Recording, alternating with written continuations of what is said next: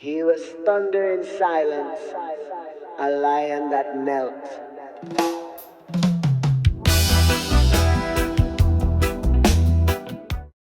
All right, brothers and sisters, we're back. TRUTHxAli here, and with my brother that from another mother, maybe from the same mother, who knows? Different life. Different life, but definitely a brother, soul brother, Armin the Great.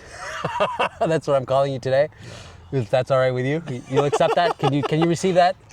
What you call me is for you. Oh shit! He's not accepting the gift. He's just letting it be. I accept, but it's for you. All right. That's not a Persian thing, right? It's like, after you, no after you. Maybe. It's like A little bit of that. Taruf. Yeah, I think we're all great. As long as you're Ali the Great too. Of course, Ali, it means the great. But I try to live that, try to be that. Good. Working on it, every day and every way. Inshallah. Thanks for having me here. I'm excited to have a conscious conversation. Well, we might not. That's always the risk we got to take when you open your mouth, right? Yeah. There's a funny thing, is it the Tao Te Ching said? It's like the one who speaks doesn't know and the one who knows doesn't speak. Right. So it's always a complicated task. Yeah. When you're trying to talk about truth, Yes.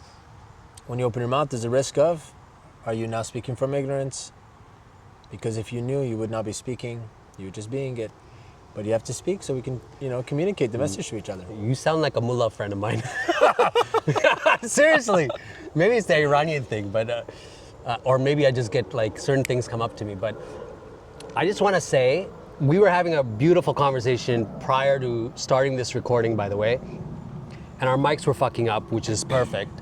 You were late, which is perfect, because my partner came, set up the camera, and now we're rocking and rolling. I didn't even think this podcast would be happening, but the weather worked out, everything worked out. And this, folks, was just scheduled today, right? In the morning. Oh, you available? Okay, let's do 4 o'clock. Okay, let's make it happen. You're like, I have a proposal. I called you right away. We were supposed to what are you gonna do? Go for a walk? You wanna dance? I'm like, I don't dance with guys, but yeah, just a backstory. He's gotten into bachata. I've been dancing bachata for a little bit, and I'm definitely, I don't want to say I'm a bachata-holic, but I do love bachata. I love it. You love it, huh?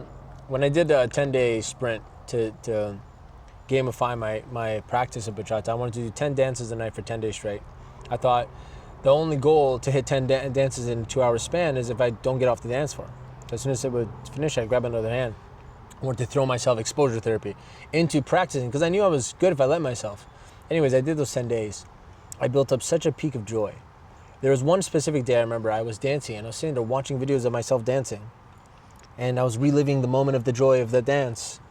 I'm like, if someone shot me in the head right now, I'd be the happiest guy in the world. I could die right now and I would have genuinely experienced the maximum amount of joy a human being could experience just from dancing. So there's something to it, man. Something to deeply surrendering to the harmony of music, rhythm, the body, the mind, the emotion with a partner. It's far more of a spiritual experience for me than it is a fun or melodic or physical one. Yeah, I remember seeing your video, and I was very heartened by the fact that you were reflecting on it from a spiritual perspective, which I'm sure there's other men who do that, but I didn't see anyone doing it publicly quite as in the way that you did it. So that was really nice to see. It is. It's like everything though in the world, duality is going to give you the beautiful options of however you want to perceive it. So I went in like a child. I was honoring the feminine energy, learning to dance with my masculine. I was seeing it like a kid, like platonically and beautiful and sensual, and it was like a playground. But, you do this and then friends come along and be like, oh yeah, everyone here slept with each other. What? What are you talking about? I felt like a kid. And we know who said that. I felt like I walked into a room like my parents having sex. I'm like, Yeah. what are you talking about? I'm in Innocence right now. I'm just learning bachata. Leave me alone. You just popped your bubble. He's like, everything's like that. Everyone just sleeps with each other. I said, why? This is supposed to be, innocent, pure fun. That's so funny. And then, that's a reflection to me, right? Because I thought maybe something wrong with this. Nothing wrong with That's hilarious. this. Anyways, they all said that. And they say it's a part of it. And there's a whole phenomenon that happens, right? When you start to dance, you feel this deep connection, right? And then you confuse that with real connection. Like, oh, you're meant for me. That happened with me too. I met a girl and I'm like, oh, and then afterwards I'm like, oh no, this isn't the one. Yeah. But then I realized that, a lot of people give me some lashback on my Instagram story because I was sharing these videos of us dancing with different girls, Yeah. and I'm sharing all these insights Right. about honoring the feminine. And girls would come in, religious ones specifically. Really? I would never dance with anyone like this. It's disrespectful to my husband. I can't believe you're into this. And I'm like, wow. And I was so innocent. Like my Yeah. child was so innocently Yeah. enjoying this. I thought, I didn't know you could think about it this Yeah. way. It's that you could do that. Yeah. And so I danced with a couple of Yeah. people in conversation. I said, what makes you think this? And Yeah. she goes, well, look how they're touching you. I said, I can see how that could be Yeah. inappropriate. I understand actually. Yeah. You could be uncomfortable if you're made to believe your body is not supposed to be touched and made to believe all this stuff. Yeah. So then I saw the dark side of bachata is the sexuality, the light side of bachata is the sensuality. Depending on how you go into it, what you're looking for, you experience that. Correct. And so I'm happy because the majority of my experience has been just the sensual. You know, men are respectful. Right. The women are having fun. Yeah. And you get as close as possible to the similar feeling, the similarity of that feeling of real sexual connection, which is such a thrilling experience because it's not. But you get that close. It's like being in a VR movie. Like Yeah. you're experiencing the movie. It's Yeah. like as close as possible to being there, but it's not. Yeah. So it's beautiful, but there's definitely another side to that. Right. You know, I haven't seen it. It's like one of the teachers was saying, and at first when he said it, I was like, I don't see that. He's like, when you're dancing with a girl, for those 3 to 5 minutes, you're married to her. I'm like, what the fuck? I'm already allergic to that word, but I'm just like, it took me some time, but now when I look at it, I'm like, I get it. Yeah. Because if you want to be connected while you're dancing, as you progress as a dancer, that's what you're looking for, is the musicality, the connection. And like you said, it's not about the sexuality, it's about the sensuality. And I think you got it from the beginning. I think a lot of guys get into it, and understandably so, that dancing with girls, getting close to girls, being It's a cool backdoor. It's a little cheap because you don't have to go out and like talk to them and all that pressure. Yeah. You can just go up and any girl, no matter how beautiful they are, out of your league, they'll come dance with you because it's a dance class, or because they just want to dance. And Right. as long as you're not completely melting inward from insecurity Right. and you're having fun, Right. you actually have this experience. You connect Yeah. with a beautiful woman. And you know Yeah. what's crazy? Another big thing that happened. Yep. My relationship with the feminine completely transformed. It evolved. Because before I was very judgmental. Like, oh, this one looks cute. This one doesn't look cute. This one looks like...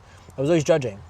I went into this, all different shapes, sizes, Yes. heights, color, everything. Yes. I would dance to all types of girls, but I was always experiencing one consistent feminine beauty. Then I realized femininity is beautiful. Nature of feminine is beautiful. And it's in every woman. Yes. If they unlock it, and the man in their masculine Correct. creates a space for them to Yes. open. One of the most beautiful things that I learned from the first teacher I got actually here in Toronto, she's a girl. She taught me, she goes, one of our first classes when we started partner dancing, she looked at me, she said, okay, you ready? I'm like, yeah. She closed her eyes. And I looked at her, I said, what are you doing? Like, she goes, lead. I said, what do you want me to do? Like, do I spin? She goes, that's not leading. Yeah. You have to just, I'm here. And I thought, so uncomfortable, but immediately I realized how much my own masculinity was hidden away. How uncomfortable I was with masculine energy of leading. Interesting. And then immediately I'm like, see, this is why I'm feeling kind of weird as a man. I'm so afraid to step into leadership again because I had a whole interesting. experience with my businesses. And so then I started to dance and I was so scared and messing up and so much insecurity. But just a couple of sessions like that, and I started to revere, like really revere her as a woman. Like I really admired her, the kind of strength she had and feminine, beautiful maturity she had to create space for my masculine to kind of yeah. wake up. And then we started dancing. It was beautiful. Yeah. Now sometimes I just dance with my eyes closed for fun. That's cool. With their eyes closed, because it's how much trust you're demonstrating in the dance and the polarity between two different energies, and that's the sexual attraction too. That's the sensual and sexual.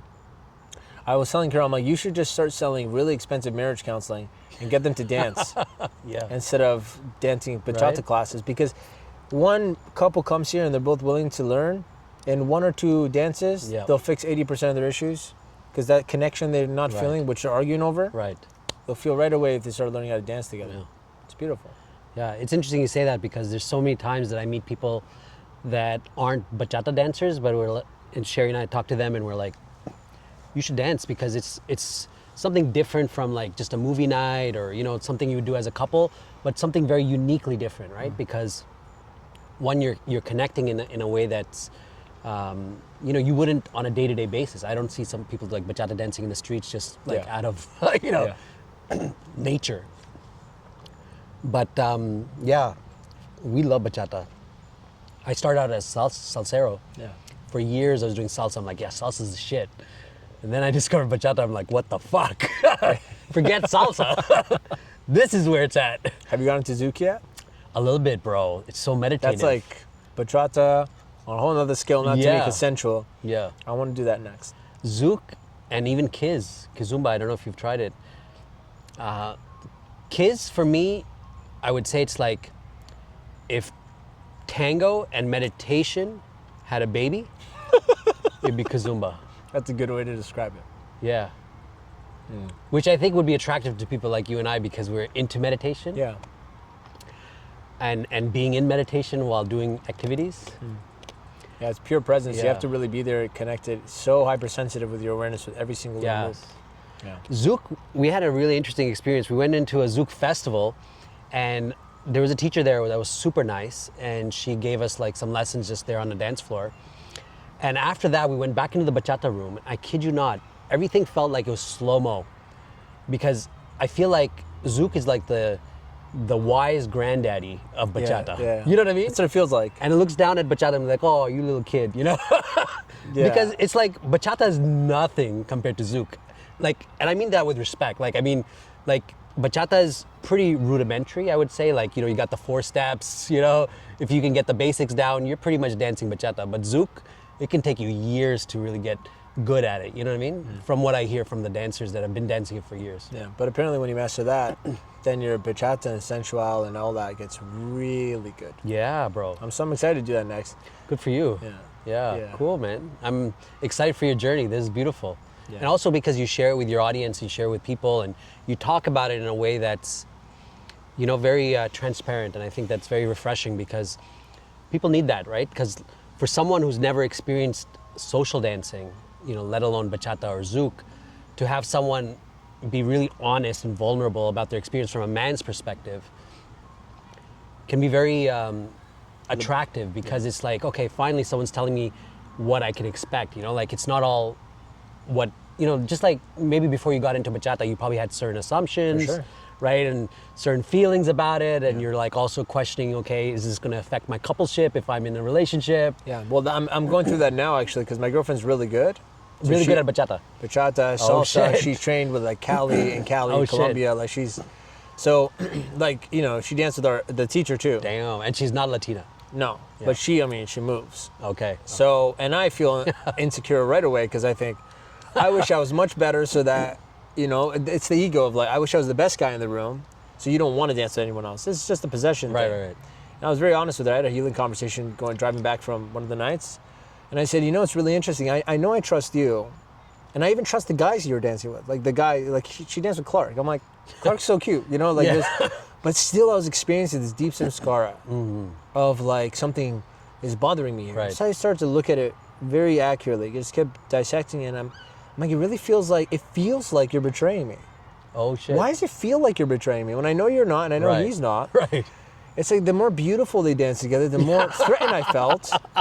He would, Right, and now he was she's really pregnant. good. What the fuck? Yeah, like it's really, my And it ego even was looks like taking me Clark. there. Sorry. Right? My ego was Yes. taking me there, right? It was Yeah. really taking me to the place of like, something is being betrayed here. Yeah. And it was a lot of my own insecurity because he was really good at like being playful in his dancing, you know he is.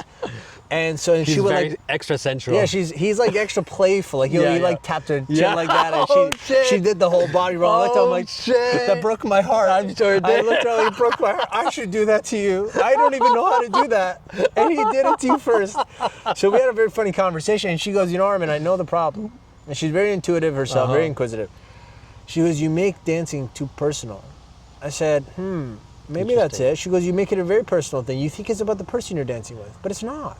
She goes, I'm not thinking about Clark. I don't even know who he is. And she doesn't know who I am. We just dance for that moment for those 3 minutes, and then we forget each other. Right. She goes, we're falling, what you're seeing is us falling in love with the moment, with the dance, with the music. And I'm like, wow, I don't think of it like that.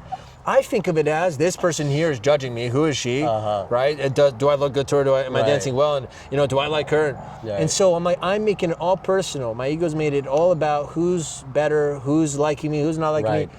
And the moment she said that, I kind of had this realization. I had this moment. I'm like, I'm making it personal.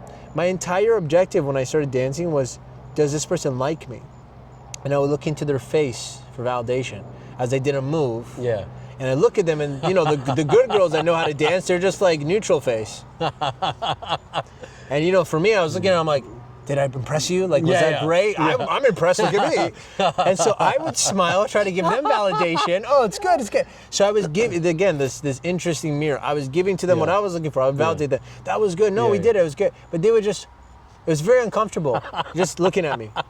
I could know nothing. Was I not good? Was I good? Was this the worst dance of your life? Was it the best dance of your life? They would give me nothing. And it would suffocate my ego. Oh, shit. And now I'm like, it's all personal to me. And then I removed that. And immediately I go to class. I went to class yesterday. And this girl there, we're dancing. And I remembered this. I'm like, it's not about her. And it's not about me. Now I would just start focusing on the dance, the music, the moment, and the actual rhythm of the meditation of the dance. And suddenly I was dancing really well. And I had no fears come up of like, do they like me? Do they not like me? In fact, there's a couple girls in this class. They're very stone-faced. Yes. And they're also very rigid. Yes. And it looks like they hate everybody. And I remember them because I went into this class before and I was very repulsed. I didn't want to dance with these people. I don't want to dance with these few girls here because like I feel like they hate, like I feel like I'm ruining their life. They give me these looks. I went back and it was such a beautiful liberation. I was grabbing the one girl's hand and dancing, and she was looking very unimpressed, looking as usual. She was just very unhappy. And I was so happy. And I was, and I started leading better. I had nothing to do with her anymore. My connection was to the moment and to her as a partner, but not her as a person. It's interesting. I had to disassociate a little. And suddenly, I'm actually dancing better. I was leading better. I was having fun. And there was no stress coming up. Interesting. So if you actually approach dancing correctly, it could heal a lot of insecurity and ego and fear and attachment. But you have to go in with that intent. Yes. You have to be looking for it. And it's interesting because you and I and those listening that do social dancing or have tried it can relate to this. But someone who's never done it, you may not realize that there's these nuances to dancing that, for someone who's onlooking, who's never danced before, this could be like, oh my God, they're making love on the dance floor. Yeah. They're gonna have a baby any second now, Are they dating? Yeah. No, they're just dancing. They're married. And now he's dancing with another girl? Yeah. And another girl? And another girl? What the fuck? Yeah. I would never date a guy like that. Yeah, it's shocking. For sure. It's shocking, yeah. So I'm glad that for me, and like you, I also have a background where I'm raised Muslim, and it's like, forbidden, no. Yeah, haram, like you cannot even look or whatever. And then salsa was bad enough. And then I'm glad that I transitioned from salsa to bachata, because if I went right into bachata, I would be like, I'm going into the pits of hell right away, which could be exciting, but I would have challenged you for sure. But it worked out for me. I'm happy that I did salsa, I enjoyed it thoroughly, and then discovered bachata, and I'm like, holy shit. Yeah. It's like you've had vanilla ice cream your whole life and now you just tried just chocolate? What? Yeah, with sprinkles. And, with sprinkles the and waffle cherry, cone. what the fuck? Everything. Yeah, all that. Yeah, and that's only if we get into sensual too. It's important because you could stay in the basic traditional salsa doesn't version. do it for me. You could do the spinning stuff. Yeah. That's all cute. The moment you put the arm back and you're in shadow and you're holding your stomach and you're moving with her, and you're like, well, I don't even do this with my girlfriend, right? And you spin her and you grab, the neck is coming in, you're looking right here. Until you start doing that, you're not really challenging how much surrender you have, how detached you are. Has your mom seen your dance videos? Yeah, I show it all to her. And they're chill? Yeah, she's really happy. She's very open though. She's not like super religious, if she was. Bro, my parents, it's something we just don't talk about. You know, we know that Ali's a dancer, but let's not talk about it. We know what he's gonna do Friday night. We know what he's gonna do Saturday night. So you're going out to do drugs. We're going to mosque, but let's just not talk about it. He's like that. Yeah, exactly. He's like the drug dealer kid, in our family. He's doing something haram. Let's not talk. The kids are listening. The kids are watching. Yeah. Let's not watch these videos.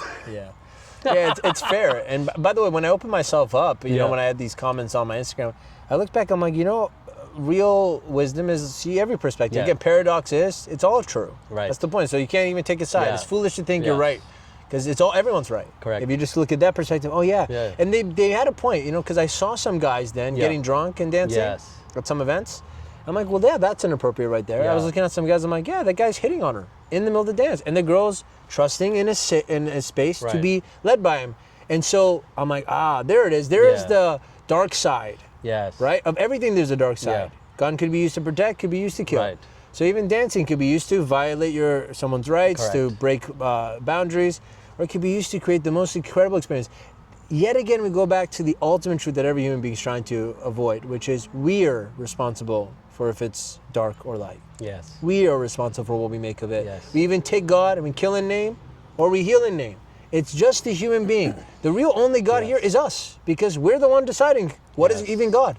Yes. So we have to, this is a scary thing to realize because it's a lot of responsibility, but it's the only truth. The power's in my hand what I'm creating from this.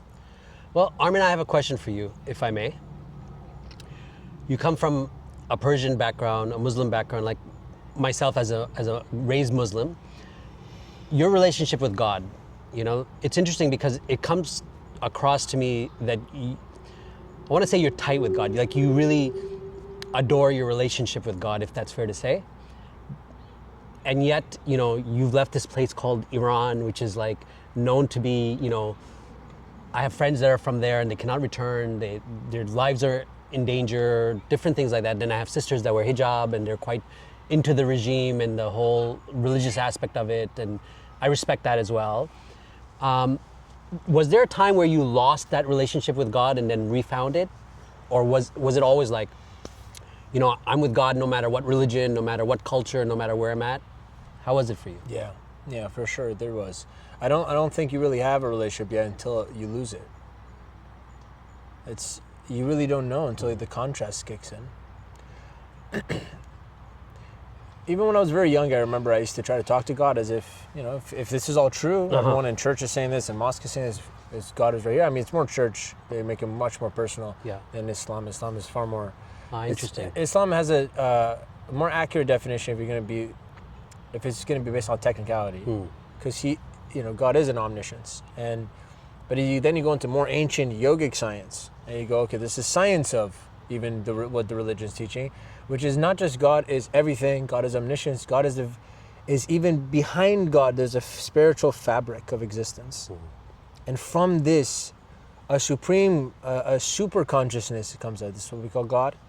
But still even behind the fabric of God, which there is like an endless infinite ocean of spirit. And from spirit comes the consciousness I am. This is the first ego created. So this might be very controversial, but God is the first and greatest ego.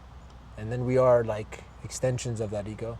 Ego is not an enemy. It's the identity of knowing I am, right? So if you have no ego, a lot of people are trying to kill their ego.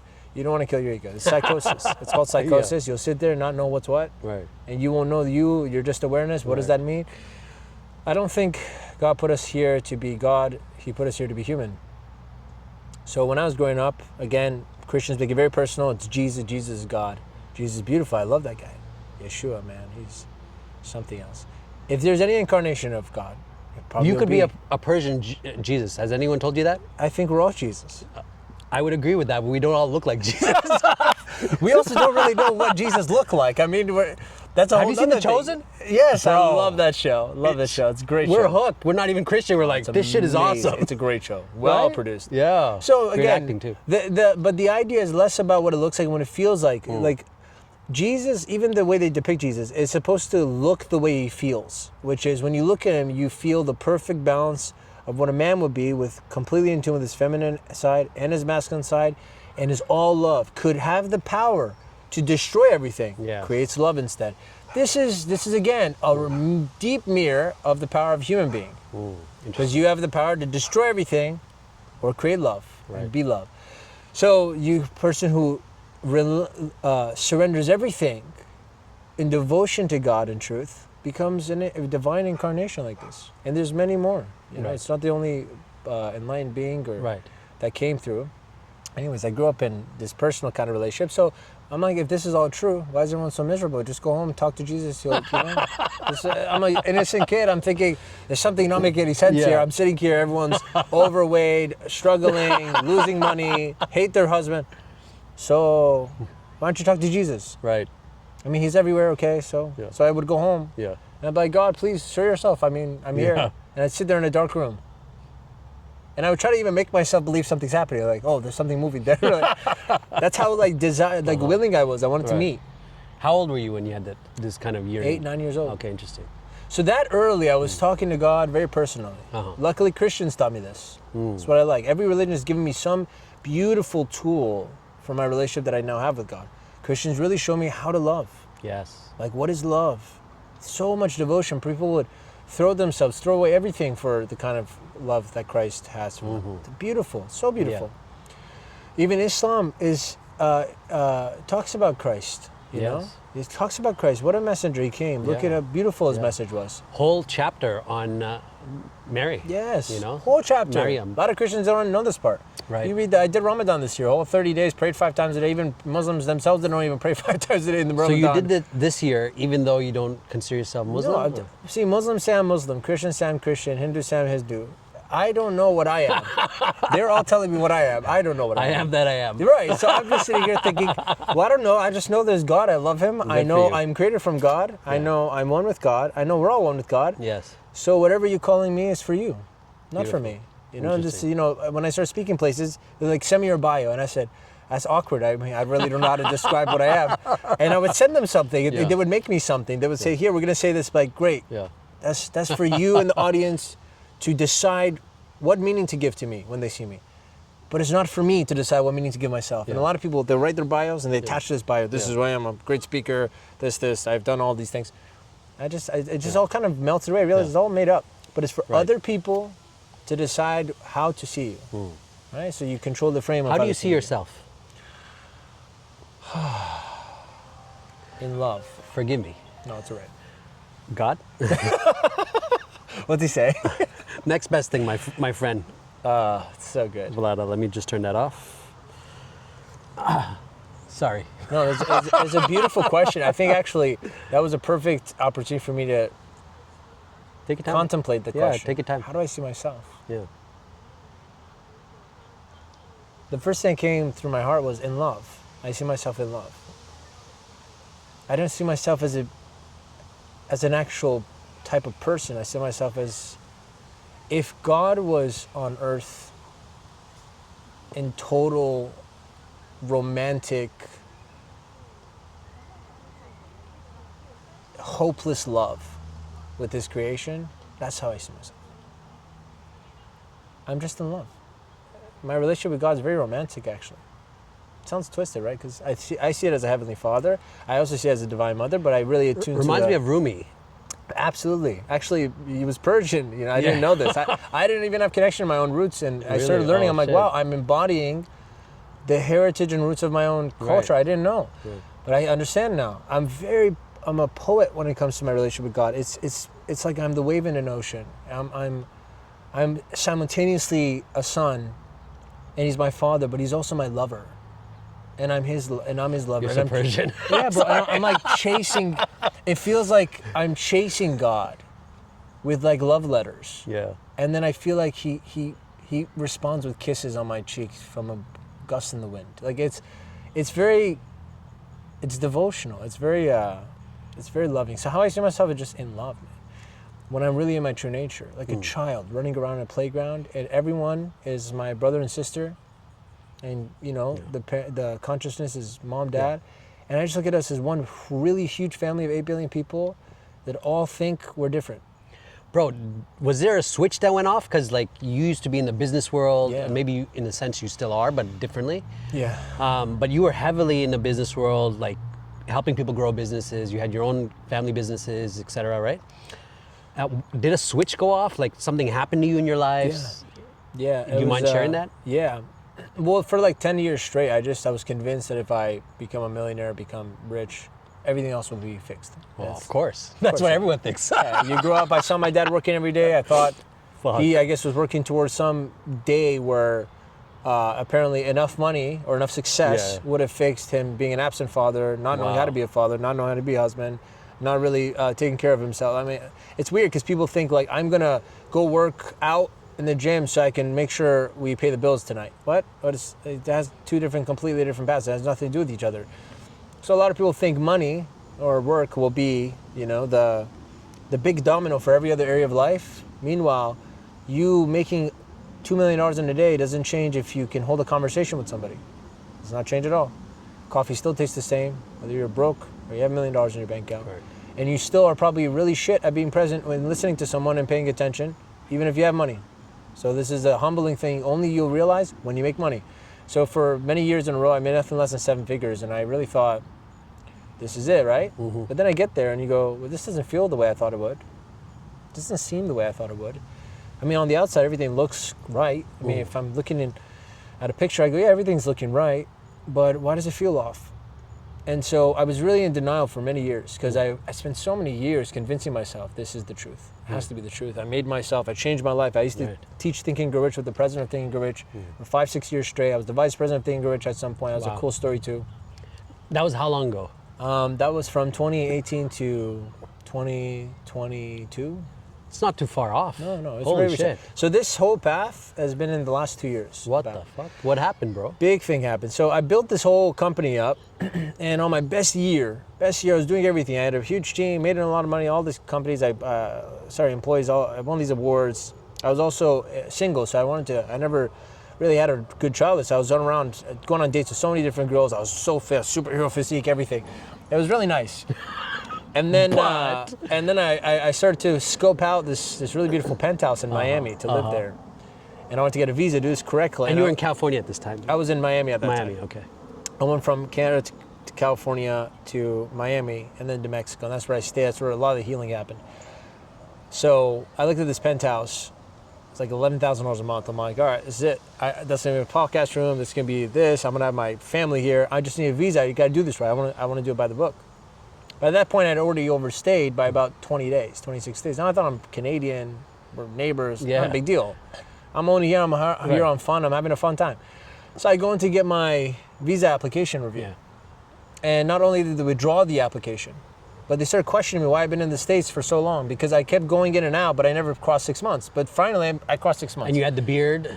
You had the Persian look? Yeah, I mean, I thought I was smart. I wore a t-shirt. Traveling while looking Muslim? I wore a t-shirt that said, be good to people. I thought I was really clever, showing up with a good positive message. Mashallah. Yeah, they didn't care. They didn't care. So I went in and they just demolished me at the border. I'm sure they did, bro. And I Homeland felt, Security, I they'll felt fuck you up. so, I mean, like, this is what it feels like to being dignified. Yeah. This was your first time getting that experience? First time getting this that is experience. obviously post 9/11 and all that. Yeah, all that, yeah. But Because I never had those experiences because I didn't go cross-border or anything. That's right. I didn't need to. Fuck. So I never had that. I was a kid. And now I'm an adult and I'm going there and they're just putting me, I'm being labeled, prejudice against, I'm being like it was disrespected. I'm like, holy shit, this is, and I was deep in my business and ego. I was like, I'm this really nice guy that helps people. They didn't give a shit. They don't. So they kind of just crushed my future. Like right in front of me, this parole officer, not parole officer, the border customs patrol officer. Homeland Security. Great. Yeah. Border security, right? Border security. I had this whole elaborate idea and a vision for myself, who I was going to be. My ego had really set the blueprint. And this girl's like, nope, you're not going back to the States. What the fuck? I said, for how long? I don't know. Just don't come back for now. I'm like, now I had shipped my car there. I had a condo there. And I was renting a condo. I had all my friends there. I had events coming up I got to speak at. But on what basis were they denying you? Just because I went in and out of the States over the course of 2 years, every 4 or 5 months at a time, and I'd leave for a week and come back. Because I had a girlfriend at one point, and then I'd leave for 4 days, and I'd come back because we went out. And I'd go back home. What the fuck's wrong with that? They were just assuming that I'm working there illegally. And I'm trying to say, no, I have an online business. I don't work in the States. I work on the internet. But I also have a bit, I'm traveling. I'm a tourist here. I'm Canadian. I love it here. Yeah. And they just were convinced I'm doing some illegal thing. I'm like, it's their job, right? Yeah. Maybe I was. I could have been. Who knows? I don't know what permit you're supposed to have for what. How do I know? Right? It's all gray area. It's from the 1800s, their system. Sorry. Anyways. Excuse me. So I just kind of accepted. I'm like, it like my throat dropped into my heart, into my pit of my stomach. I was in shock. It was like trauma. This was what, around 2022 or? This was in 2022, at the end of 2022. Okay. So it's exactly almost coming up on 3 years now, I think, because it was October 1st. I went for this application. On the way out, the cop, this really big, scary one, he goes, she was nice to you. I would have thrown you in jail right now. And I'm like, for what? I don't know. What the fuck? So it was. But did you get did it get heated a little bit? Did you were like? No, I was like, I went straight to little boy forgiveness. Please, I'm trying to do this right. I was like, I became a Buddhist very quickly. Yeah. I'm trying to do this correctly. Don't I'm fuck sorry. with Uncle Sam. Did I mess this up? Yeah. And they're like, yeah, you're lying to us. I'm like, I swear, I'm not. Here's my paperwork, everything.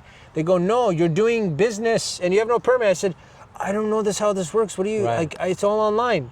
And they go, no, you have clients in the States. I go, yeah, but it's online, the programs. It's not, I don't have like a store. I'm not doing commerce here. Yeah. Anyways, it was a lot of confusion. So she felt bad. She didn't bar me then. Yeah. She just withdrew my application and said, I'm restricting your access today. You can't come back. Yeah. I said, how long should I leave out? I don't know. Just don't come back for a while. I'm like, this was at the border? At the border of Niagara Falls. So now I go back. And it wasn't worth getting an attorney at that time?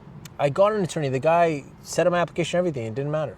The fuck? So it's just, I look at those as like chance, right? It's like, okay, I have to surrender. Something's speaking here. Right. But at that time, I really believed what I thought, my ego, was the truth. Right. God is trying to come help me see. You're blind. You're showing yourself this whole life. You don't know what you're doing. Right. So I remember sitting there trying to eat food after my brother and his ex-girlfriend. I was sitting there. I was like, my stomach was done. I couldn't even eat. I was trying to contemplate what just happened. And I was grieving. Everything was dying in my mind in front of me. It was just all collapsing. The future I thought I was going to have, the life I did have, all these ideas I was going to do. And I was starting to become like a part of the big entrepreneurs, and I was getting to the yacht parties, and I'm like, I'm going to start speaking on huge stages. My whole life, my purpose of life is in Miami. You know, it's like young guys, they think this. So I had to sit there and I thought, I'm kind of homeless now. Because I don't have a place in my Canada. I gave it to my family to stay. I'm like, so I don't have a home there. My home is there. I'm a homeless millionaire running around. So I thought I was really smart. I made a show called Homeless Millionaire. It lasted 6 episodes. I was always trying to make something out of nothing. I was always trying to repurpose. I was so insecure and unstill in my mind that I had to make a purpose out of everything. I was terrified of just being still and facing reality. So I made a show out of it. I said, okay, let's go to Dubai next. Maybe I gotta move there. Maybe this is all good. I tried to really force my mind to change its beliefs, to make myself feel less shitty. But every day in Dubai, I was sitting there, I was crying at night, calling my mentor, President Think Rich. I'm like, Satish, why am I so unhappy? And he just keeps saying, your ego. I said, I don't know what you mean. I've worked on Think and Grow Rich so long. I developed good ego. I've done all these things. Why am I still disturbed? And he was honestly an angel. Every night, like, I'd call him, he would give me space.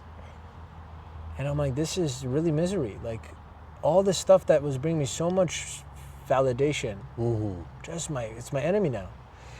So I was in Dubai for like maybe 10 days. I couldn't last that. I'm not into Arabic culture. It's funny. It's ironic. I'm into Latin culture. So I'm like, I don't want to be woken up with, prayers at 5 a.m. because they're singing it across the city. I'm like, I love this. Not for me. I want to go to a place where Latinas are running around, and the gringos are running around, people are dancing at night. And fiesta everywhere. Yeah, like I'm like, I don't know why. Maybe I was Mexican in my last life, who knows? Yeah. So I found the closest place to Miami that's like it, and it was Mexico, Playa del Carmen. So I went there. I had a friend who lived there. And that's where I started to go into deep meditation because I was feeling disturbed in my stomach. I couldn't sit still. I couldn't pretend to work anymore. I was tired of pretending. I couldn't. I was like, I'm unhappy, and I keep thinking one more day, one more goal, one more sale, one more whatever, and it will go away. And every day I got up, I was wrong. And I tried everything. My ego tried everything. I listened to everything my mind told me to do. Still was wrong. And eventually I told my team, guys, I need to take an early holiday. Everyone take 2 weeks off. It was in Christmas time, December 2022. And I sat there for 7 days in my own Vipassana. I didn't even know what that was. I just sat there in silence in my bedroom, and I decided I'm going to sit here and meditate and do nothing. Because everything in my body, in my mind was telling me stop. Stop everything. Stop thinking, doing, being, acting, chasing. Just stop everything. But it didn't tell me what to do. It said stop doing this. So I made this really infinite space for 6-7 days. I sat in my room. I only left to eat food. And I started sitting, and I didn't really know how to meditate that much, but I would sit down, I would just close my eyes and put my back against the wall to straighten out, and I'd fall asleep. And then I'd wake up, and I'd fall asleep, and then I'd just lie down and sleep, and I'd sleep for 3-4 hours at a time on my floor like this. I just wouldn't go in bed, and I wouldn't distract myself. I didn't let my mind cling to anything. I just kept saying, they're starving my mind, fasting from all doing, chronic doing.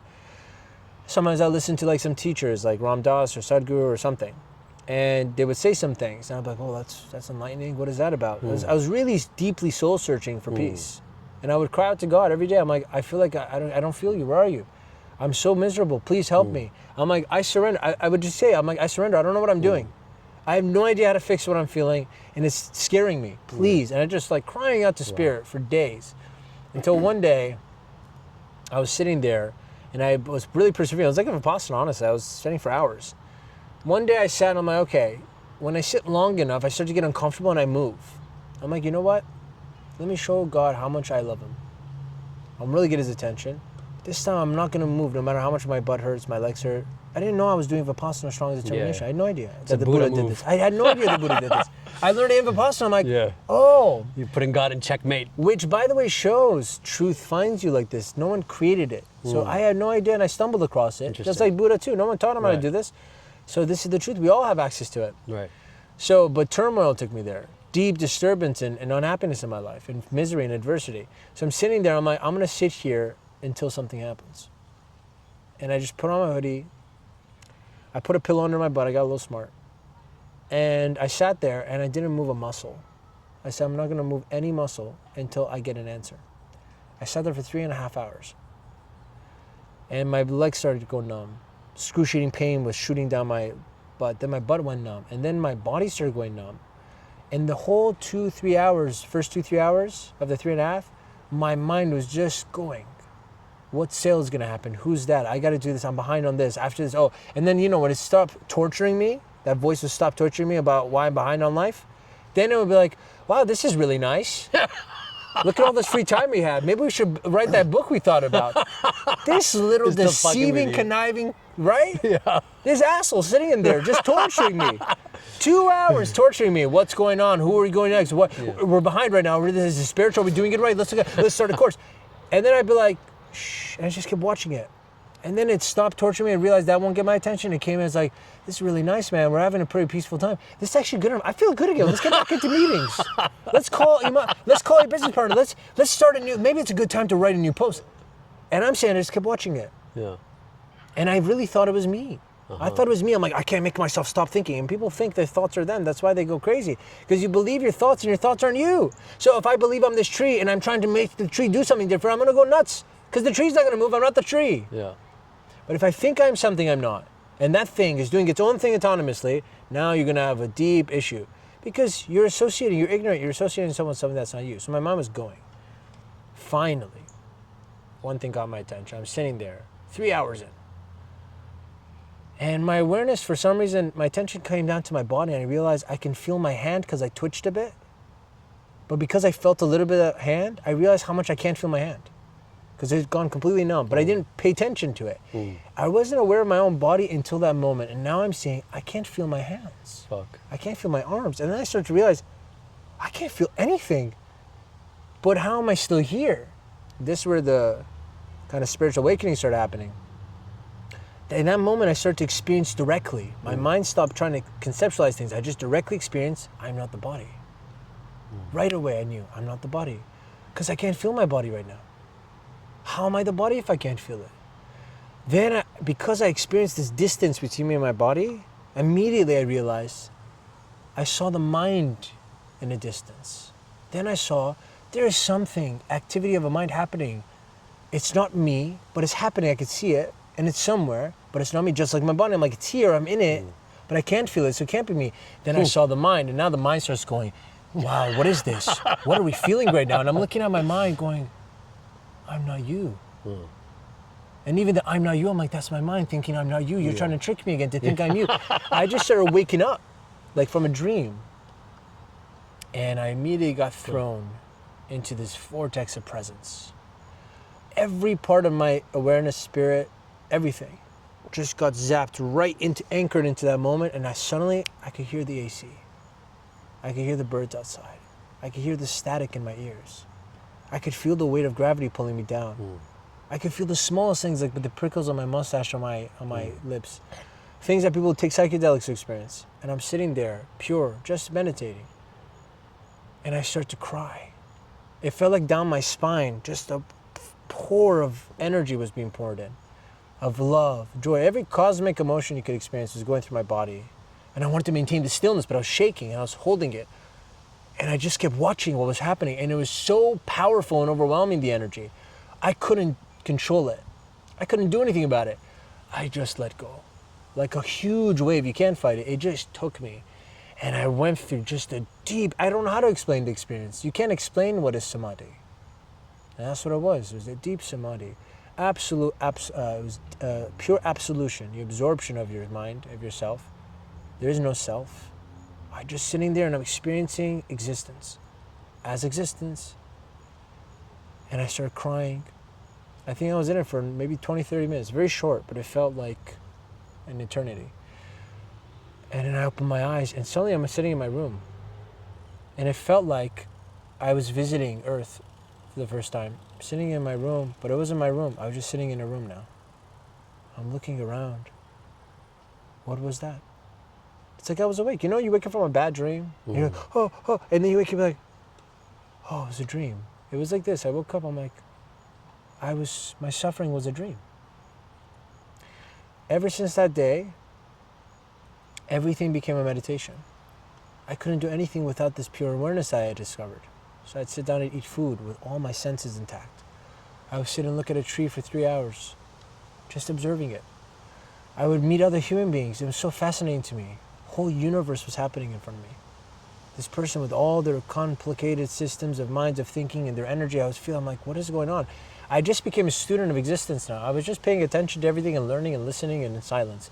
There's no more compulsion of thinking. And it was about a month later after that, Psilocybin came into my life. And at that point, I'm like, I'm ready. I'm ready to do psychedelic.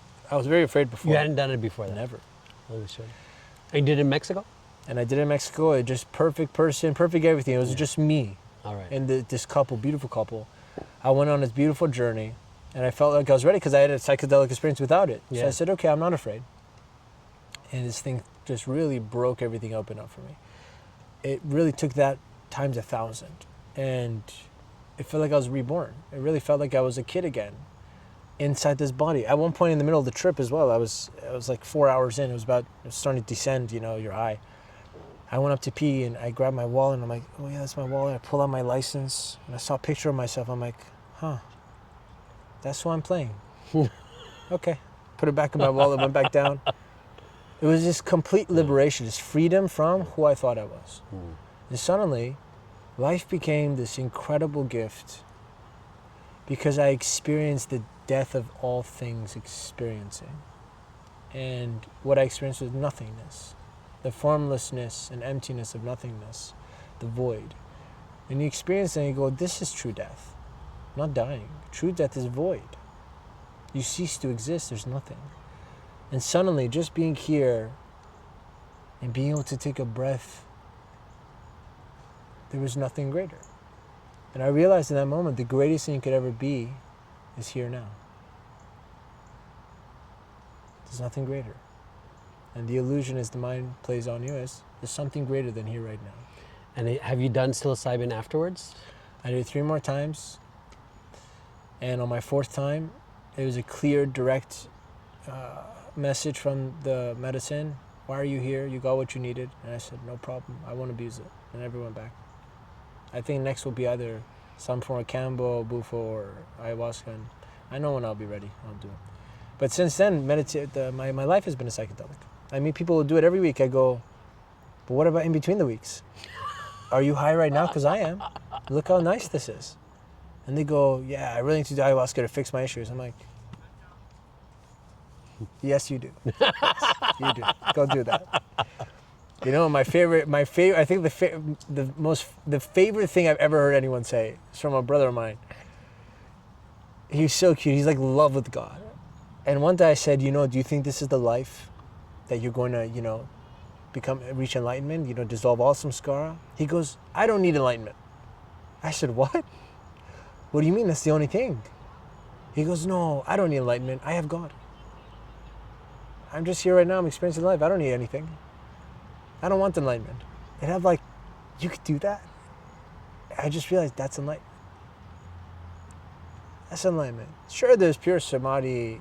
You read, you study the ancient sages. Sure, you can absorb yourself, become everything, come back. I'm sure, and then levitate thing. No problem. But also, not needing enlightenment is true enlightenment. What's enlightenment? Another destination your mind is telling you need to be at. Why? Be here. That's where God is. Be here. That's where enlightenment is. Every form of I need to be somewhere else or do something else. It's just compulsion of your ego still trying to exist. Even I have to do this. No, you have to do nothing. Be nothing. Say nothing. And you're here. And you realize everything has already happened, happening, and going to happen all right here. but you don't, how do you say this to people? You don't. You can't say this to people. Why? Because they think you're crazy? Because you run around in a dream, and you're lucid, and everyone else is not. And you're in a dream awake, having a lucid dreaming experience, and they're all really believing it. You go, this is a dream, by the way. They go, what are you, crazy, man? Yeah. What do you mean it's a dream? Look, I can touch this? Yeah. I go, I know. That's a dream. Yeah, right. Look how real this dream is. Yeah. No, stop it, man. You're going crazy. You're high on something. No, I'm awake. No, something's messy. Because they get very afraid. Because, again, everyone thinks of their ego, and the ego is terrified of you waking up. As the ego is the only, you being asleep is the only way it's staying existing. The moment you're awake, fully here, present, no ego is needed. But then your relationship with ego changes. So now I have ego. Of course I have ego. How would I sit here and talk? But I love my ego. It's so beautiful. Such a beautiful ego.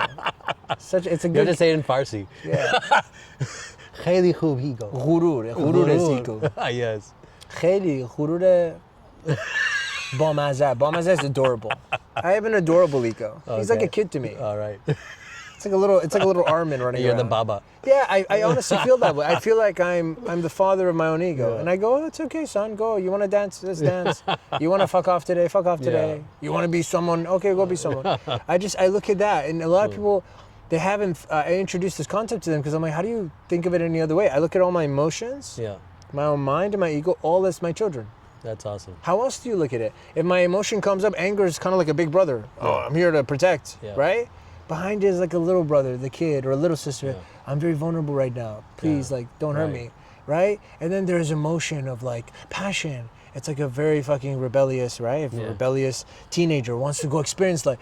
Every one of them are little like kids, all of them. And when you realize I'm the father, or I am the mother, I am the parent here, managing all of these different little consciousness running around in me, then you start to see how close you are to God. Because that's exactly what he's experiencing. God is experiencing. We're all just running around as different forms of, expression of himself. We're expressing God. So that's how it is. Ego is great. But when you think you're ego, really bad. Really, really dangerous. Been there, right? Yeah, very dangerous. Yeah. Interesting. Thanks for listening. I mean, that was a nice long one. A nice long story. It's all good, brother. I love it. I love it. Thank you for sharing. Yeah. Thank you for being vulnerable. Thank you for, taking us on a journey that you've been through. So would you say that you're awakened? No. Okay. I would say I am awake. Awakened, past tense, destination, I'm awake, you're not awake. I'm just awake. Are you awake is the question. If you're not awake, I'm asleep with you. That's awake. Life is so miserable. Yes, it's miserable. Don't scare the people in their dreams. Give them psychosis. My brother, he's very funny, 9 years older than me. He's going through his own experiences right now. Yeah. A completely different world. Yeah. It's somewhere I used to be when I was like 20. Yeah. It's really odd for me because I'm younger, but anyways, he's like, life is about this. Yeah. I go, yes, it is. Life's about that. If your kid runs up to you, right, and he's like, Dad, I'm a astronaut. You go, yes, you are. You don't go, son, are you crazy? You're not an astronaut. You're a 5-year-old child. Then they goes, well, I know, but I want to be an astronaut. You go, stop being a lunatic. Sit down. Be a 5-year-old. It's very mean. So every human is like this. You just think you're not a kid. You're all kids running around, right? We're all kids. I know my kid. He wants to run around being Romeo and Juliet, wants to be Zorro and learn how to dance. And right? I'm sure he wants to experience other things. So as a healthy relationship with mine. You can look like Zorro, by the way. It was my favorite movie growing up. You're the Persian Zorro, Persian Jesus. The Prince of Persia. Prince of Persia, there you go. So when you start healing the relationship with that kid inside you, right, this is a sense of being awake. Because you're constantly aware. I am not this, yet this is the responsibility I am having in this life. And I've had some beautiful absorbing experience. I've had a couple samadhis. I had one very profound, very sacred one. It was a divine visitation. It was less of a samadhi, but you have to be in samadhi to be able to commune with enlightened beings. But I was visited by two very, very beautiful beings that many of us know. And so it's a special day. It was day 90 of my surrender experiment. I document every day. So one day this will all go into the book, and I'll have all my recordings released. Everyone can listen. So it's not out yet? No, it's all private. I mean, I went through a lot of taboo shit. I mean, people are gonna there has to be a serious sense of capacity and tolerance to be able to go through every one of those episodes and really see the insight and wisdom in it, because I experienced the full spectrum of light and darkness with love, and it will trigger lots of people. You go into darkness and do things you would think is very forbidden, and I did it, and I said, this is not the problem. It's not. This is not wrong. But I did it. I don't feel a disconnection with God. I'm here with God. God still loves me. I'm still sitting there. I feel his love. So this is a lie. Everyone's been lying to you. This is not a wrong thing. I'll throw one at you right now that I did. It's coming up because it's one of the juicier parts. I always want to know what it's like to have paid sex. So many guys, they do this. Before you even said it, I knew it. Yeah, so many guys, they did this. I always thought this is so wrong. And I would judge. I would judge. Oh, these sex workers, they're lost. And I'm like, you know what? I was in a very beautiful place. I was surrendering every day. I'm like, and I had a friend. And he was like, you gotta try it. I said, well, I'm not judging. If God was here, he wouldn't be judging. He would just have compassion. You do it for a reason. They're doing it for a reason. There's compassion, understanding why someone's doing something. Anyways, I tried it. And I had a great connection with the girl. I asked her why she does it. I learned her story. I'm like, wow, this is so interesting. And then I went into the scene and I said, no wonder these guys are addicted to this. It's not fair. Men who are unconfident, unhealthy, lost in their life can sit down for a few $100s, get the most beautiful women that are willing to do this. This is not fair. The system is rigged for people to be addicted. So I built a lot of compassion for the people that do it. I experienced it. I realized I didn't feel any disconnection with God because it was in my mind if I start to create the distance of I'm so ashamed. The shame disconnects you from God. What's there to shame? This person wants to, I want to, they're making money. I'm having a night. This is consensual. So where's the shame coming from? Oh, the other people, everything's saying this. And then they came out, I'm like, it's something I don't want to keep doing. But what an experience. And I kind of feel like I helped that person because there's a lot of other people there. I'm like, don't go home with them. I mean, I don't know if that would have been great. So it's like you can find love even in the darkest corners. Sure. And the irony is I got invited to a party there later, and it was like all the guys were all doing blow and all this stuff. And I was invited because I was a speaker at an event, and the guy really liked my message about surrender, and he invited me to this. And there was like a bunch of women there. I'm pretty sure most of them, young girls, were paid sex workers, escorts. And at one point, we had like 10 of them rounded up around me at the fire pit by the pool, and I was just talking to them about meditation and God. And they're all listening. I said, see, if I had this kind of judgment that these people are a certain way, I would never think I could sit here or go to this kind of party or sit here and talk to these people. And they were all like, some of them were tearing up. We were talking about meditation, just how showing them how to be here. It was so beautiful. I'm sure a couple of them need to hear it. This reminded me of when I was a kid, I used to go to church and, everyone was there, loved God, all this stuff. And I look at mom, I say, why are we here if the people that need it are sitting out there? Right. She goes, well, maybe that's what you need to do. I said, it's a good mom. And I always look at that. Because we judge and ego divides us with shame, judgment, this wrong, morality, immorality, we start to create congregations. And then there's majority of congregations of the world, majority of the groups, they don't feel they're allowed to know God, feel loved by God, love God, know themselves, because this is only reserved for pure people. Mm-hmm. This is the biggest hypocrisy, biggest crime, biggest sin is this. I sit down in the middle of a party, everyone's high on drugs. One guy was high on mushrooms. He was abusing the medicine. He sat next to me, he's like, so are you really at peace? Because they were telling him about what I talked about. And I said, yeah. And he goes, you're too young to be at peace. And I looked at him, I'm like, interesting. I didn't know you could think that. I said, are you old enough? And he goes, nah, man, I'm fucked up. I've been through this. And I had this incredible enlightening conversation with this guy. He's tattered up, been to jail, almost killed somebody. Maybe he did, actually. This is the guy. No one would talk to him. I'm sitting there because I have no ego about it, about my relationship with God. And I got to share with him some love. And he realized, oh, it's possible. This is real light work. You know what, this triggered, I made a post that went viral on Instagram about I'm doing Ramadan, but I'm not a Muslim, okay? And in it, I said if Jesus were here today, he would sit and pray with the Muslims. He would do Ramadan. He would sing with the Christians. He would meditate with the Hindus and Buddhists. He would do the traditions with the Jews. And people were, a lot of people, it's so beautiful. A lot of other people, very egotistical about their dogmatic beliefs. this is blasphemy, don't say this shit. I said, so then you don't even know who you're worshiping. Who was his followers? Sinners. Correct. Gambling addictions, prostitution, alcoholics, Right. anger management, people you would judge today. Yeah. So don't be a hypocrite yourself. Yeah. Say you're Christian, but don't say you follow Christ. Right. There's a difference, Yes.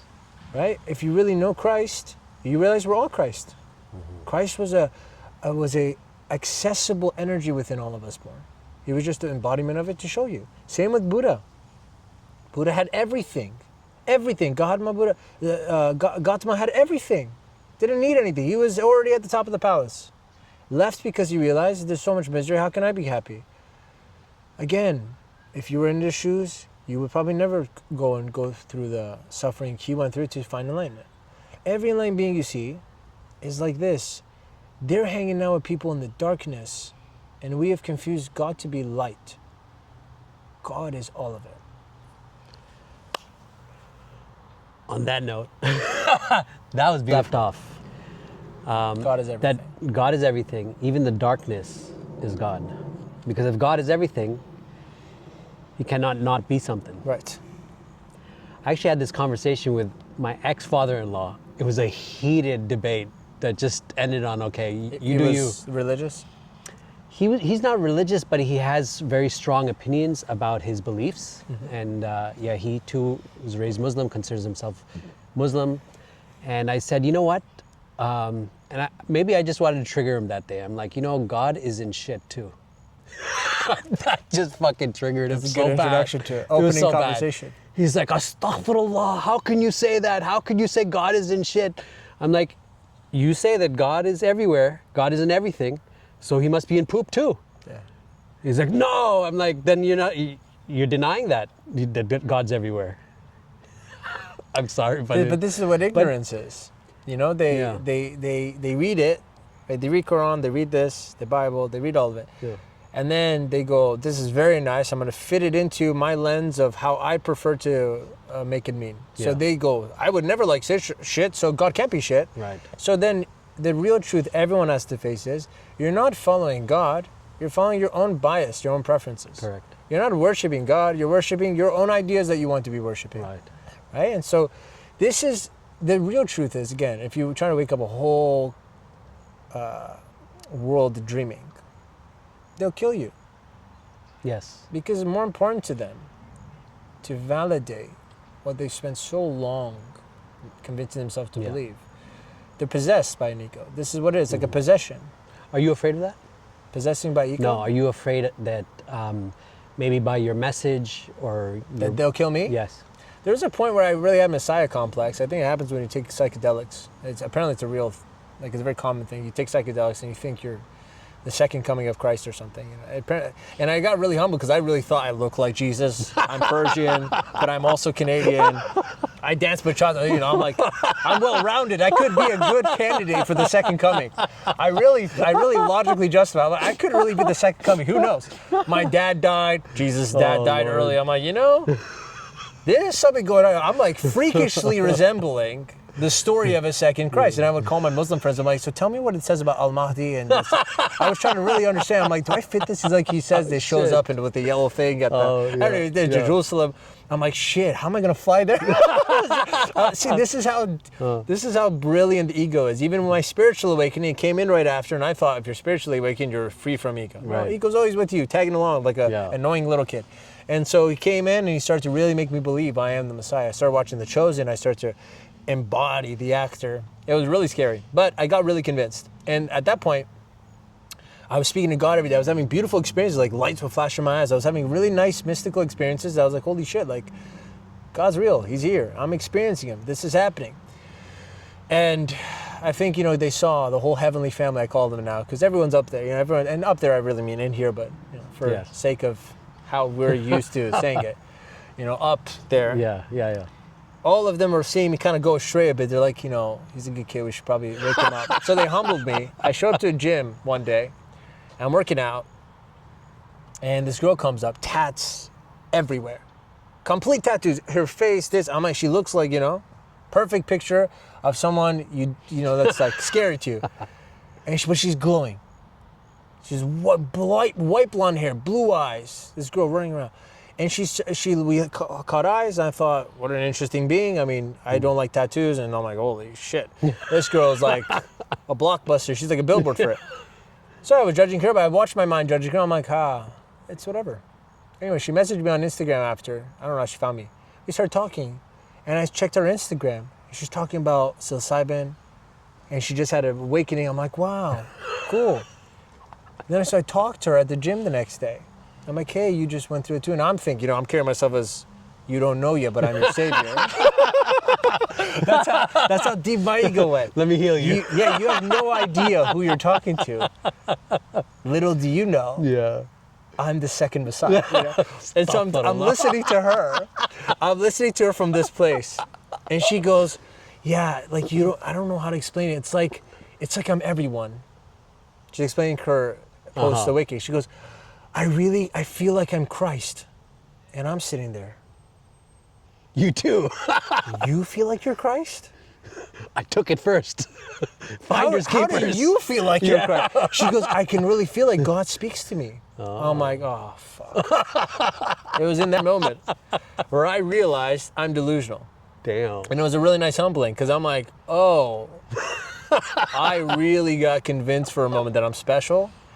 And here's this girl who looks the opposite of what I would ever think. And she's like, I can feel Christ. Like, I have moments where, like, God speaks to me. And I'm like, you sound fucking crazy. That means I'm crazy because you're my mirror right now. Right. So in that moment, I went home and I laughed. I'm like, all right, God, I hear you. I'm not the second Messiah. It's fine. I'll just be me. I'll be the third Messiah. Is there any openings for after? Anyway, so I just say, I just let go of this idea, and I start to like go back to surrender again. And I'm like, ego, I really caught you. You really made me think. Yeah, right. You try to give me a whole new purpose. Right. So then I realized, look, so brilliant this ego is. I went from being the second Messiah of Christian Muslim Messiah down to being, for a moment, being like a Hindu, which is a lot more devotional. Like, no, I'm not. I'm just, I'm just. And then now I've eventually reached like a Buddhist. He's like, there's no God. There's no nothing. But I'm seeing the whole cycle of every experience of the mind. Even the Buddhists, they just go, there's nothing. It's just some scar in your mind. You just think it is, but we're just here. There is the radiance of Dharma, which is the fabric of love, just permeating existence. This is what you call God. It's not God. It's just love. So I just go through that. I even went through nihilism. At one point, I'm like, there's nothing, And so now I'm just realizing, even all these religions, all these schools of thought, they're just another samskara. That's why enlightenment is really, I don't need it. Because all these paths are trying to take you somewhere still from here. So the only real truth is just now. That's all. Question for you. The visitations you got, if I may ask a question about it. What changed for you from that visitation? You don't have to share what you don't want to share about it just yet, but like before the visitation and then that experience, and then what changed for you, and why do you think that it was significant for you at that time? So it threw me into an 8-hour psychosis after. It was really scary. It was about a 30-minute meet and greet, rendezvous. During a meditation, you were sleeping? No, it just happened. Samadhi just happened. There's no You were walking, preparation. you were working out. So for 2 weeks prior to that, I was in Colombia. Okay. And I'd somehow fallen into deep devotional service. I didn't plan to. I went there to speak about Think and Grow Rich. And then I ended up talking about my surrender experiment instead. And then all these people lined up lunches with me from the event because they wanted to learn more. And then people were coming to, for some reason, they were finding that they can open to me about things that they haven't told anyone, or ask me for guidance as if I am God. And at that point, I'm like, we're God, we're all one with God. But I had completely let go of that idea. And I was finding myself in total service, selflessly. But I was so in love. I was just drunk in love. I was feeling so much of God in the present moment. It was uncomfortable. I would shake because I had so much energy in me. And I didn't know at the time, but I was opening up the ability to clairvoyance, the ability to channel. I didn't know that. I thought I was just tripping out. So I did 2 weeks of this, and I went through so much spiritual energy work, like helping people who are suicidal, this, like just so much. And I'm like, this is surrender. Like, this is like, my life's in my hands right now. And I felt unsafe being around because I'd feel dark energies, like hostile energy. From people or from around them? just the city. Like I was there, so much dark, so much ignorance happening, but I'm this In Colombia. Yeah, and I'm walking around. Medellin or Medellin, yeah. okay. I'm walking around as this like radiating loving energy. Of course, the opposition is also there. What's this? And I would feel like people are looking at me, like it was weird. I would meet people and I could see right through them. Every layer of their ignorance and their ego, I could go right into their soul. So I would be afraid to look at anyone. Because if I looked at them, I'd be afraid they're gonna feel that I can see everything. So I was like terrified of the gift that was myself unfolding in front of me. I was being very introverted. So 2 weeks of that I did.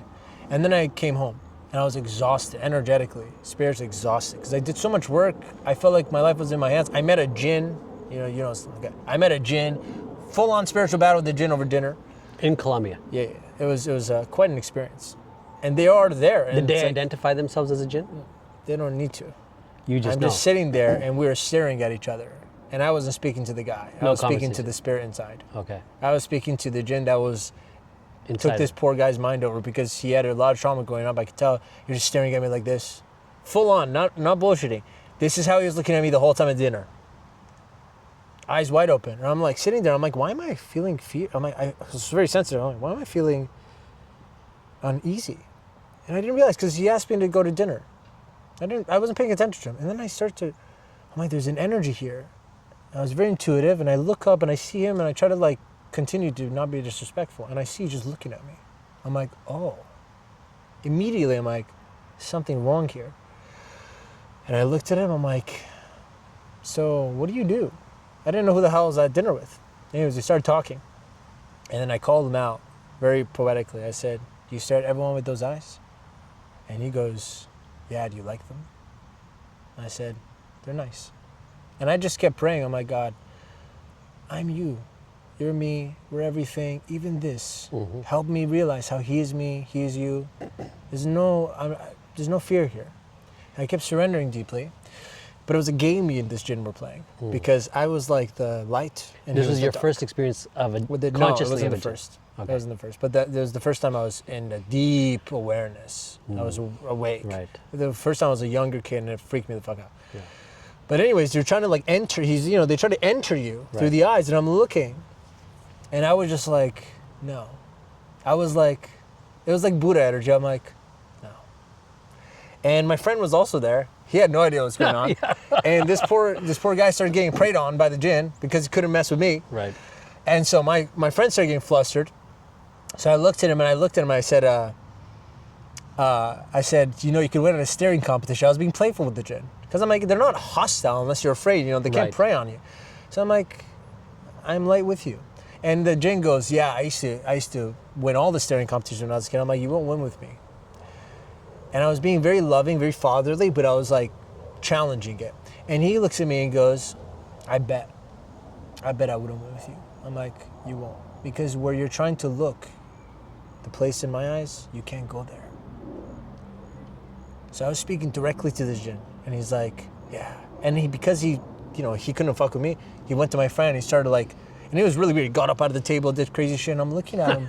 I'm looking at my friend. My friend has no idea. Anyways, after the dinner, I'm like, you know what just happened, right? He goes, what are you talking about? He was feeling uncomfortable, but he didn't know. He didn't know what was going on energetically. I'm like, that was a Jinn. He goes, what's that? I'm like, they're like spirits. There's good ones and bad ones, and they can like possess somebody. He goes, bro, don't say that. I'm like, there's nothing to be afraid of. Don't worry, you're with me.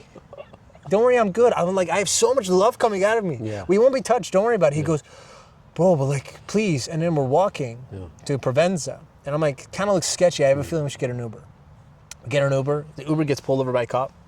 No reason. I said, this is normal. After you meet a Jinn, they follow you. He goes, bro, you're freaking me out. Please stop saying shit like this. I'm like, but it's true. It's following you because it wants the energy. It's feeding off me. But it's fine. Don't be afraid. You're with me. You're fine. And so it got pulled over. We walked over it. Then we went into a restaurant. We went into the washroom real quick. And the light above me was flickering. Makes no sense. It's like a scary movie. And I'm like, look, this is like out of a movie. He's like, bro, stop. And I'm like, no, but it's so interesting to me because this energy's following me, this spirit, but I'm not afraid of it. Can't do anything. I'm so awake. Even this kid messing with me. Anyways, we went home. Nothing happened. But I had this experience, 2 weeks of like boot camp of spirit. Then I go home. I get picked up by a new driver. I usually have a driver picks me up, but it was a new person. Beautiful little adorable old man. His name was Victor. And I was so tired. I'm like, I'm going to sleep this whole 1 hour drive to my house from the airport. And he starts talking to me. He goes, so Armin, what do you do? And I'm like, Fuck. I speak a bit, I do this, whatever. And he started talking, he's just talking. He's like 60, 70 years old. And I noticed there's a cross on his thing. So I'm like, all right, at least if I'm going to talk, I'll talk about God or something. Let me see what he knows about God that I don't. I'd love to learn. So I go, what's this about? He goes, oh, yes, yeah. Love God. He's great. He's amazing. I love that guy. And I said, what's one thing you learned in 70 years of your life about God and life that you could share with me? He goes, actually, everything I learned was recently. He goes, I died for 8 minutes.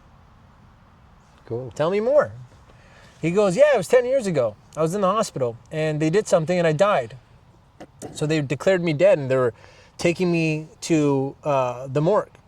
Fuck. But they hit the door with my bed by accident. I woke up and everyone freaked out. And I'm like, fascinating. So what happened in the 8 minutes? Yeah. And he goes, I saw a tunnel kind of open up. And on the right side, I saw all my memories, every samskar ever. And he's like, even some of them I didn't even know, every life. And on the left side, I saw all my lineage, my family, and people I never even met. I said, wow, what an experience. I'm sitting there, I'm looking out the window, I'm like, God, you're here, 2 weeks of so much spiritual devotion. I'm like, of course you're going to top it off with this cherry on my drive home. And he's like, and then I walk up, and I don't know where I was. I had no idea what happened. I didn't know I was dead. He goes in, this 9-foot being shows up in front of me. I said, who was it? He goes, that's what I asked him. Who are you? He goes, I'm your creator. And I'm like, this has to be hallucination. There's no way. This sounds way too out of the book. But he starts seeing some stuff. I'm like, what did he tell you? He goes, you know where you are? He goes, no, I don't know where the fuck I am. Wherever he was, he's talking to God like this. I don't know what the fuck's going on. Yeah. He goes, I have a question for you. Did you do everything you wanted to with your life? And he goes, no, still wanted to go to the beach more. I still wanted to do this more. I was a cute little old man. And he goes, okay, when you go back, do everything you want to do.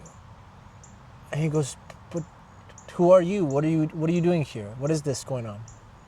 He goes, I'm your creator. And I want you to live the purpose of your existence by being an expression of me, by being the expression of yourself. And I'm like, this is so beautiful. And so he met Christ. He was explaining, it was Jesus. I'm like, wow, beautiful. And I got chills going down my spine. And I start to tear up. I'm sitting there, I'm like, wow, God is not stopping. He's really following me around. So I said, thank you, Victor. I'm going to share this story with people. I don't know if you know this, but I speak about this kind of stuff. He goes, wow, really? Yeah. So he dropped me home. And the next day I had an event, a business event online to teach. So I did that event and we finished early. It was 1 p.m. I just had coffee, nothing. And I'm sitting there and the event's done. All my clients and me are kind of talking. I had a few left because I had stopped the business. And they're like, what about you, man? What's going on with you? I'm like, I don't know, man. I'm just so in love, with life. I'm like, have you ever just stopped to think, how are we alive? How are we here right now? What's going on? Who's making my heart beat? And as I'm saying this, I myself threw myself into what felt like a pure meditative awakening.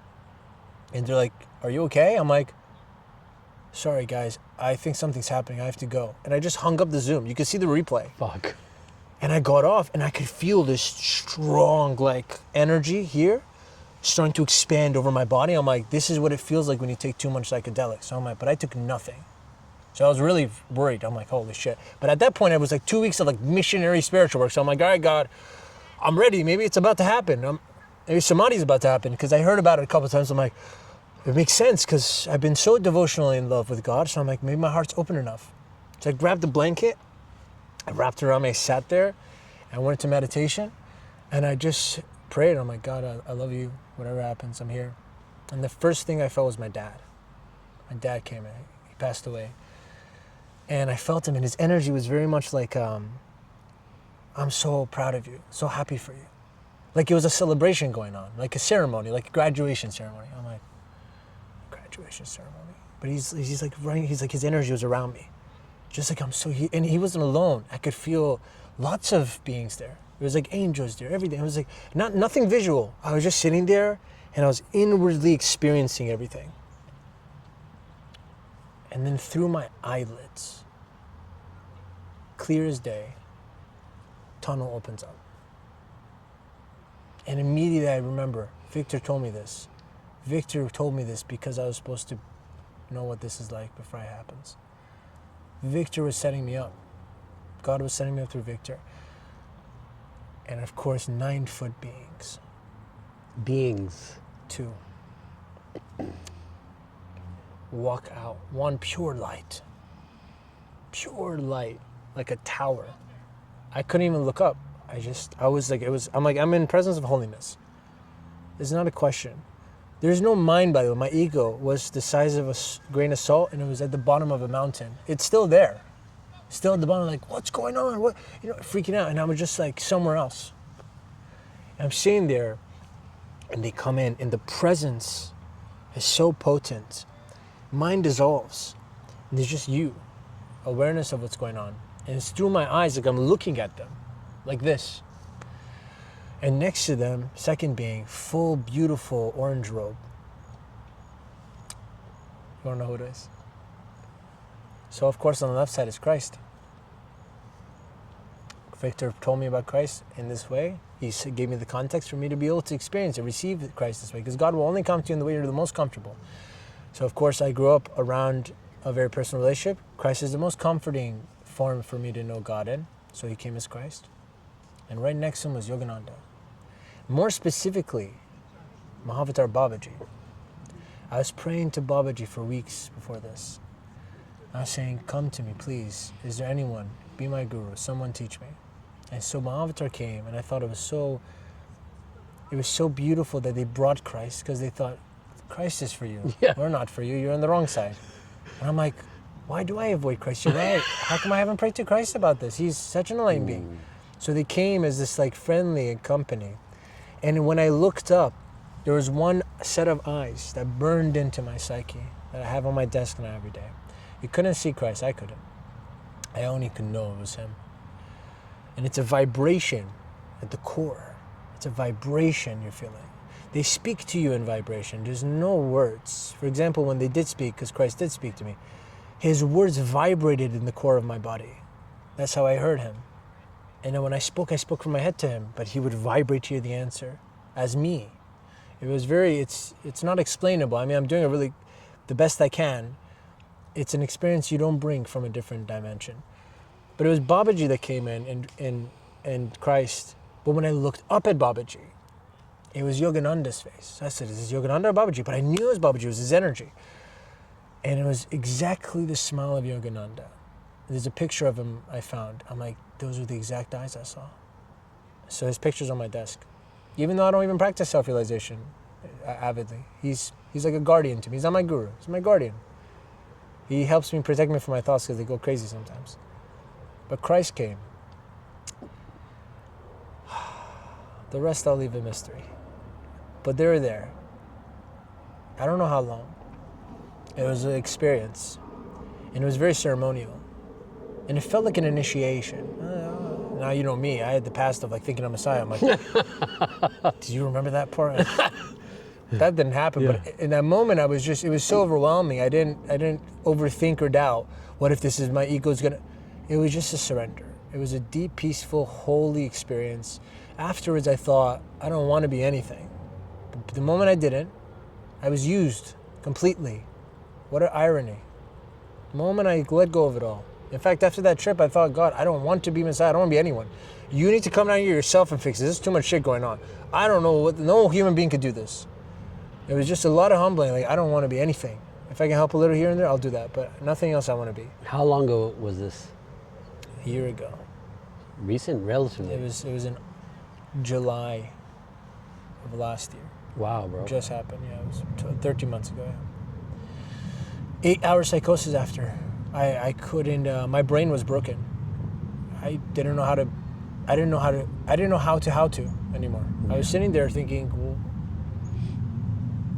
nothing. I just blanked. Because my mind, I had broken the veil of my mind. And there's no tools to process anymore. That was scary. I had to call a brother of mine that had experienced Samadhi several times. I'm like, I'm in the middle of it. And he goes, what are you doing calling me? I'm like, I'm kind of freaking out, man, because like my mind, I don't know how to feel. I feel dead, like disassociated from everything in reality. He's like, you're experiencing psychosis. I said, I know, but this just happened. He goes, that's beautiful, bro. But he's like, sit down and surrender. I'm like, I know, but I don't feel any peace or love. He goes, don't, forget about peace and love. I'm like, forget about peace, then what is there if I'm in this samadhi? I thought it's gonna be bliss and joy, you know how they all experience it.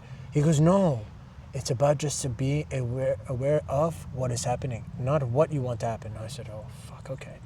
So I spent the whole 10 hours, the rest of that day, just sitting in darkness and really surrendering over and over. But it was very scary. I was going through like a tunnel, it felt like, an endless one of mystery, and I felt no God. I felt nothing. And I was like, God, I know you're still there. So my prayer started to become, thank you for being here, even though it feels like you're not. Just constant faith. I was exercising very strong faith. And for 3 weeks after that, I was like descending, in the sense of language I'm using, from that experience into normal again. And so I wasn't around people. I couldn't be. I tried to go to one dinner, I think a week later. I was sitting there and I thought I was going to go back into it again. I thought they're coming back. Yeah. I just went home. Because every time I connected with a human being, the whole cosmos would open up and I'd be like, oh shit. And I had no one around me to help me with this. Yeah. No guru, no nothing. Right. So I just spent a lot of time, if I'm totally honest, I binged a fuck ton of Netflix and ordered a lot of comforting food. The ego in me had experienced the greatest trauma of its life, which is ceasing to exist for a moment. And the kid in me was so terrified. I had to overwhelm myself in stimulation and samskara just to come back to being normal again, because I was terrified of going insane and losing the sense of being able to live my functionality. So then I grew a lot of compassion for people who go through this. I'm very sensitive with it, and I realized you can't awaken someone who doesn't want to be awakened. It's very dangerous. They have to have the desire and such a strong devotion to God, or else the waves of that ocean, you can get lost in it. So it was quite an experience. From that moment,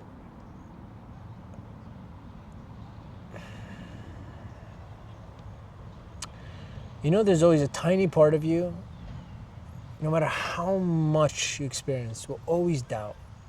Ego will still doubt a bit. Maybe God isn't real. Maybe, just maybe, this could all be a hallucination. That moment, that visitation, burned all of it away. Ever since then, it's not a question. The question is, how crazy am I? Because I'm crazy. I'll be crazy sometimes. There's no question if Christ is living, Yogananda is living, God is living, they're all here, heavenly family's here, my dad is alive. No question these spirits are here, these beings are here. We just don't have the tools to access them. But they're seeing us, they're with us.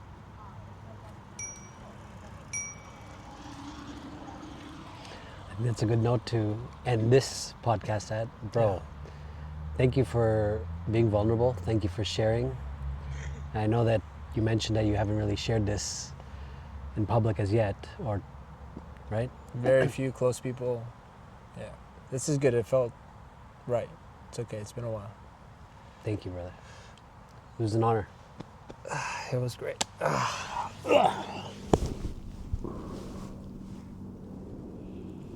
1 hour later.